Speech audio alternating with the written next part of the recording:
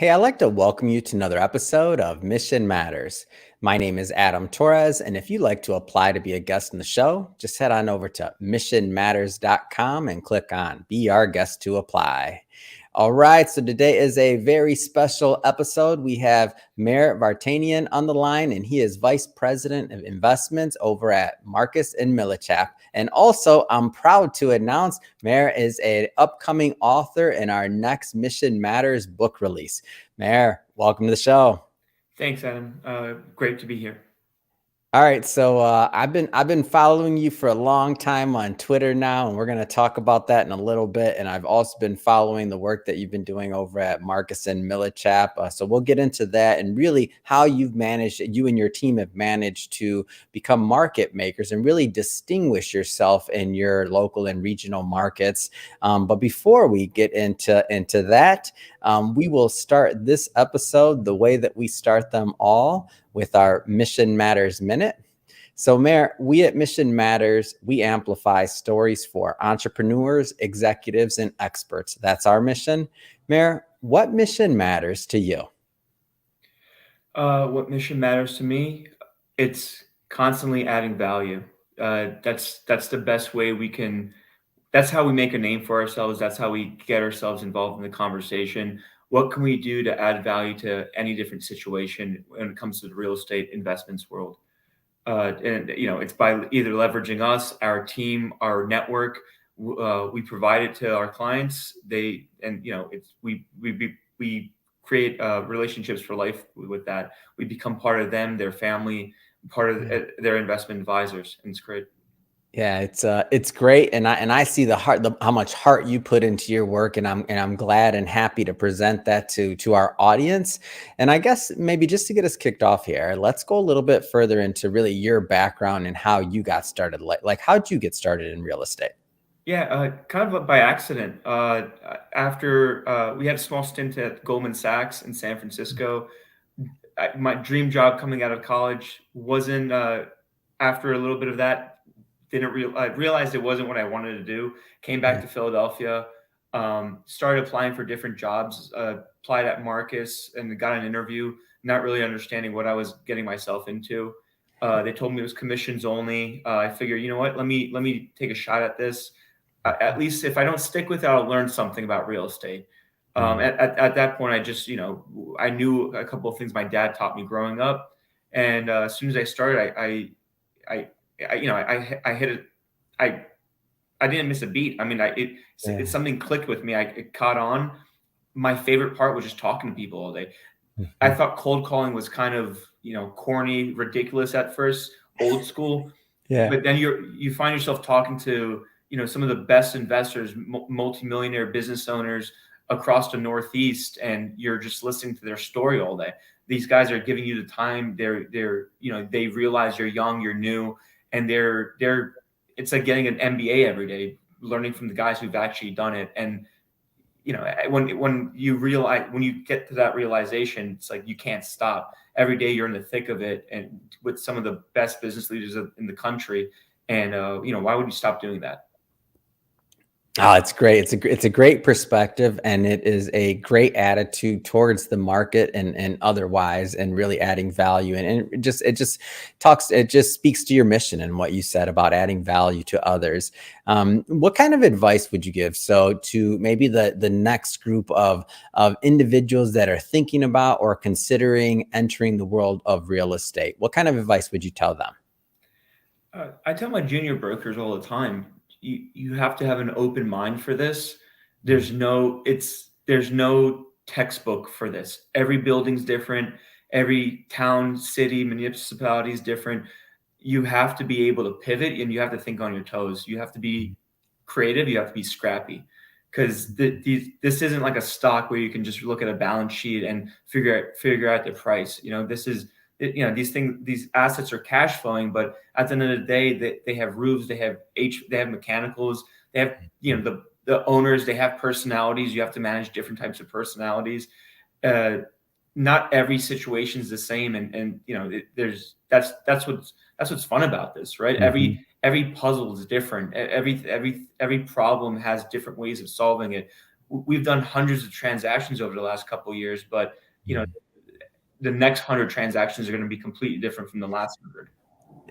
Yeah, and what's always interesting to me in real estate, and I argue, unlike stocks, is that there can be some really inefficient situations that allow for good return for investors, and there's just a lot of different scenarios versus maybe if you're looking at that screen, right? And there's other market forces and things that are kind of taking over, right, over and above, let's just say, the balance sheet of the company, right? With real estate, like sometimes that can really be in the seller's or the buyer's advantage. And I understand that you represent both sides. Am I off on that? Yeah, no, we represent both sides most of the time. Let's talk a little bit more about your niche really and what you're doing. So maybe tell us a little bit more about your team over at Marcus and Millichap. Yeah. My partner and I, we run the largest team at Marcus and Millichap out of the Philadelphia office. We have about 8 junior brokers under us and 3 full-time staff members, as well as us, the team leads, Dunkel Vartanian group. And a lot of what we do when we're selling these property, especially when we first started, we weren't selling the Class A, Yeah. like skyline property. We're selling, some of the more unsavory assets, the assets that you really had to wrap your head around.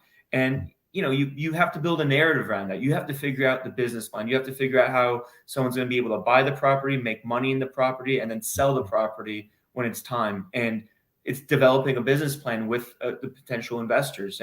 And these are some of the ways we add value, going in and sometimes teaching the investor buyers what they can do differently to operate the property to increase value within, teaching the sellers what they have to do to get ready for a sale. If they want to sell today, they have to line some stuff up to get ready so they don't get crushed during the due diligence process with retrades or anything. So we have to defend both sides. And at the end of the day, a seller has to leave some meat on the bones for the property, so someone else can get some future value out of it. And then on top of that, we pair up all of our buyers with the right, lenders, inspectors, title companies, attorneys, whatever we need to do to make sure the transaction moves slowly. Because at the end of the day, anyone can put out a for sale sign. We don't put out any for sale signs. That's not our job. Our job is to manage a process at the end of the day, make sure the disposition or acquisition gets to the finish line, because these are 90-day timelines. Anything and everything will happen, and our job is to make sure everything stays on course throughout the process, and that's why we get hired. That's our role in the process. Yeah. And this speaking to, again, some of the individuals that are maybe just getting started in real estate or considering it, residential versus commercial real estate, like your views on maybe going either route as a career path. You have active listening, open listening. In any conversation with your client, you should be speaking 20% of the time, and they should be speaking 80% of the time. Yeah. They're going to tell you exactly what you need to know. Whether they know it or not, they're going to tell you. And just hanging back and listening is sometimes that's what they want. They just want someone to listen to what they're thinking, and you just going to be and just absorb it and ask as many open-ended questions as you can, because that's at the end of the day, no one's looking. You don't have to have all the answers. Yeah. You don't have to have all the answers. Then you can table stuff. You have to be patient with it, because this is a process. Like I said, 60 to 90 days. That's our timeline in the commercial world. I know residential is sooner, but not everything has to be taken care of that then and there. Get your realign yourself, get your put everything you need to get together, and then go back out and ask your questions and answer the questions they had for you. No need to rush. Now, I know you're a pretty humble guy, but I do got to ask you this. Like how do you think that you and your team have managed to really become market makers in your area, in your niche, and in your region? And maybe for those that are unfamiliar with that term, also just talk a little bit about what that term means. So being a market maker. Being a market maker is defining the market, defining the price per square foot, defining the price per unit. We're proud to be able to say we've hit we've made our market in central Pennsylvania, northeastern Pennsylvania, and the Philadelphia suburbs.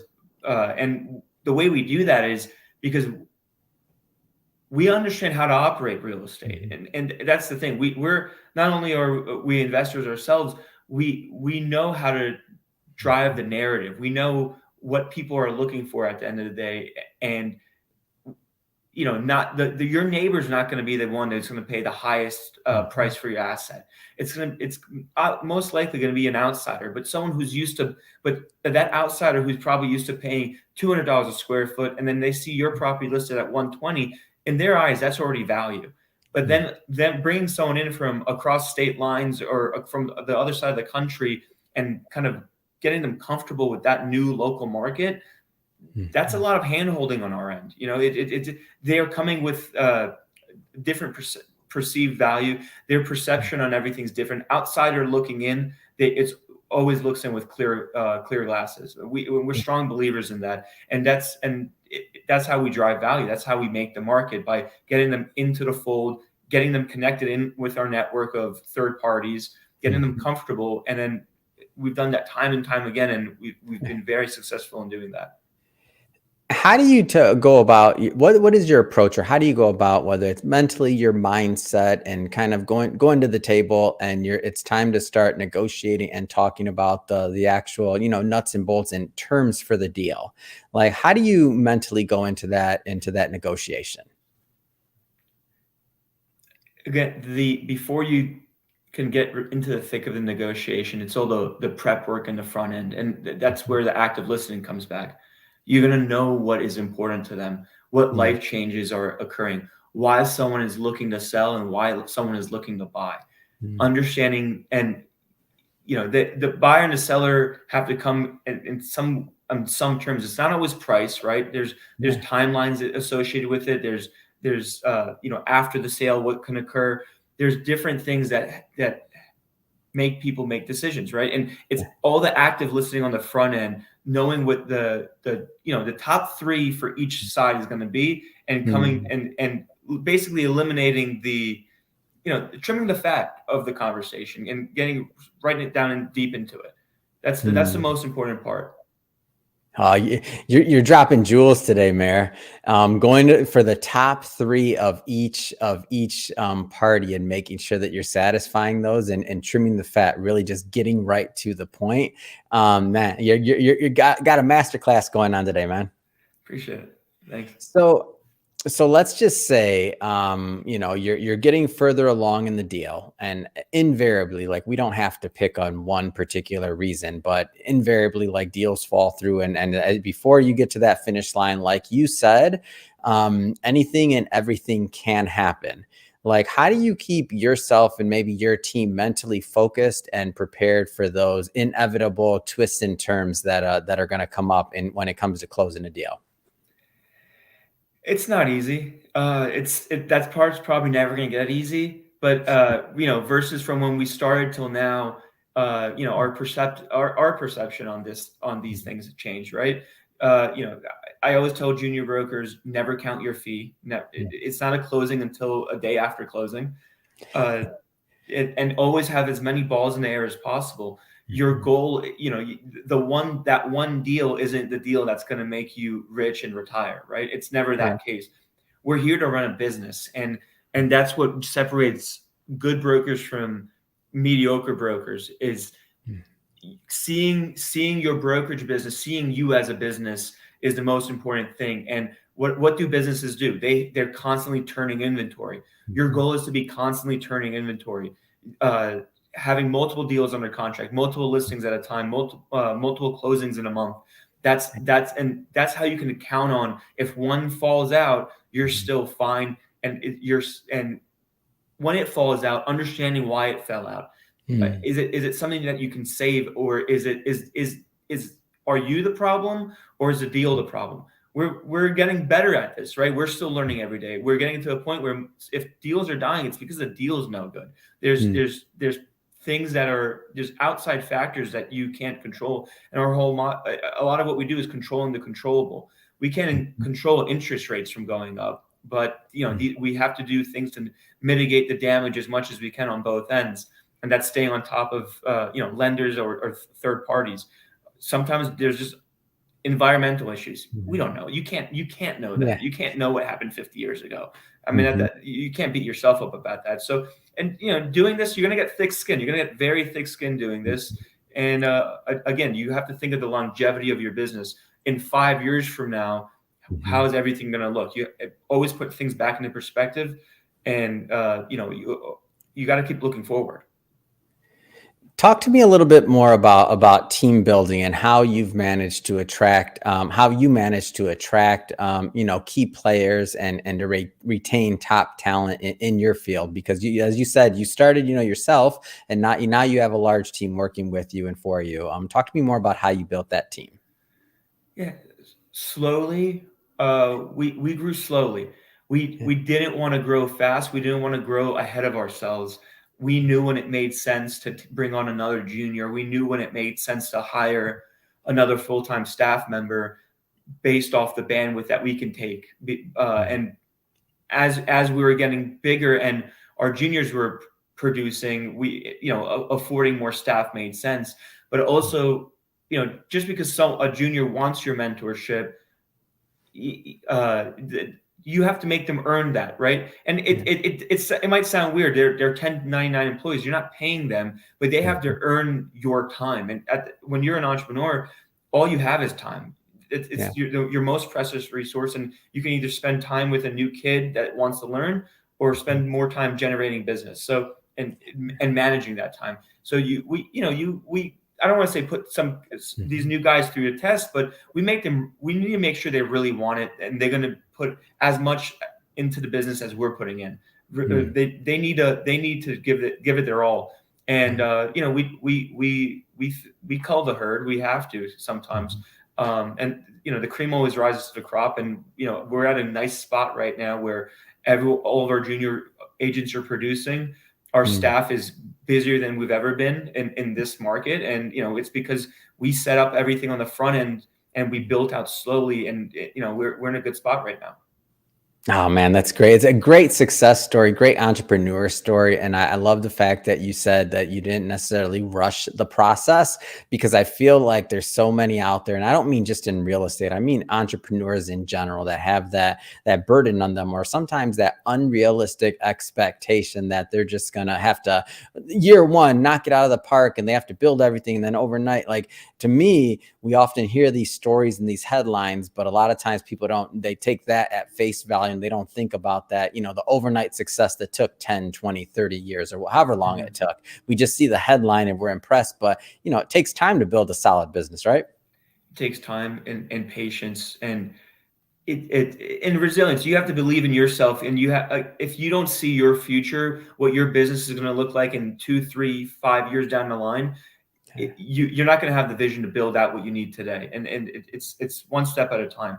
And Yeah. I've seen people fail from not following that, but I think patience is key, especially in real estate. This is all it's it's all small successes to get to the big goal. That's what it is. It's delayed gratification in Mhm. real estate more than anything. Yeah. Well, Mayor, I want to talk about the book briefly today, and just for everybody listening, just so you know, we'll be bringing Mayor on for a second interview. Consider it part two of a two-part series, and there we'll do a deep dive into the book. At that point, it will already be live in print, and we'll be holding up copies in that interview. But for today, just a little bit of a teaser, and note this is still in editing, so some of the content can change and will change, always does. That's publishing. But keeping it high level, Mher, what are some of the things that you hope to present in the upcoming book? In the upcoming book, a few of the main points we hit on is team building, communication within the team, small organizations, uh, pros and cons of small organizations, and on the entrepreneurial side, the delayed gratification, and how the small things we do today, you're not necessarily going to see results, but it's when you do see results, every entrepreneur knows that first sale they get, that first step towards growing the business, it's the most rewarding thing. There's a different kind of euphoria there.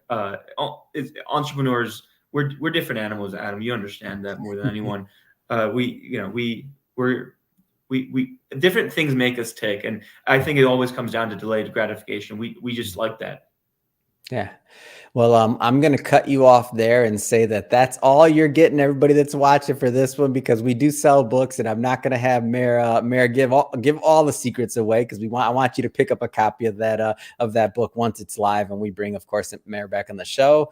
But that being said, I mean, Mher, you got, as you just mentioned, your career is rocking and rolling over there. I mean, they got a lot going on. You're busier than you ever have been in this market. We're recording this February 2023, so it can be a tricky market as well. I just have to ask, what's next? I mean, what's next for you? What's next for your business? What's next for us? We're, our goals are always increasing. We definitely want to close out more this year than we did last year, and we understand the economic environment coming in. Personally, we're expanding our personal portfolios, have a few development projects we're undergoing, and then other than that, my wife and I are looking to start a family in the next 1 or 2 years. So we have a lot moving. It's not going to be easy these next couple of years, but that's why we're here. Oh, that's awesome. Well, congrats on that. And nothing, anything worth achieving, some people say never easy. And I don't know, that's been my case, but I feel like what you've described to me is a recipe for success. I'm excited to watch your team continue to grow, your family grow, and also just to have you be part of the Mission Matters community, because that's what we are here. So that being said, if somebody's listening to this or watching this and they want to connect and follow up and follow your content or contact you about real estate, about opportunities, how do they get in touch? I'm very easy to get a hold of. My cell phone number and email address is basically everywhere. Follow me on Twitter. I reach out to a lot of people. Reach out to me on Twitter. Just DM me. And schedule a time to call and talk. I love speaking about real estate. I can do it all day. I do it all day for my job. So it's easy. Just reach out. My email address and phone number probably will be provided. Awesome. And your Twitter is, I think it's at The Real Mher, if I'm not mistaken. Yep, at The Real Mher. Yep, that's The Real Mher. Yeah, and I follow Mher, so I highly recommend it. I'm just telling you, like he's providing insight into his deals and the deal flow, what's going on. I mean, I'm thoroughly entertained. I think everybody else will be as well. So definitely go follow that. So at The Real Mher. That being said, to our audience and listeners, if this is your first time with Mission Matters or listening to a Mission Matters episode, we're all about bringing on business owners, entrepreneurs, executives, and experts, and having them share their mission, the reason behind their mission, really what gets them motivated and fired up to go out into the marketplace and make a difference and to add value. If that's the type of content that sounds interesting or fun or exciting to you, I encourage you and welcome you. Hit that subscribe button, because we have many more mission-based individuals coming up on the line, and we don't want you to miss a thing. And Mher, I really thank you again for coming on the show and making time for us over at Mission Matters. And I can't wait till the next time we get to work with each other. Thanks again. Thanks, Adam.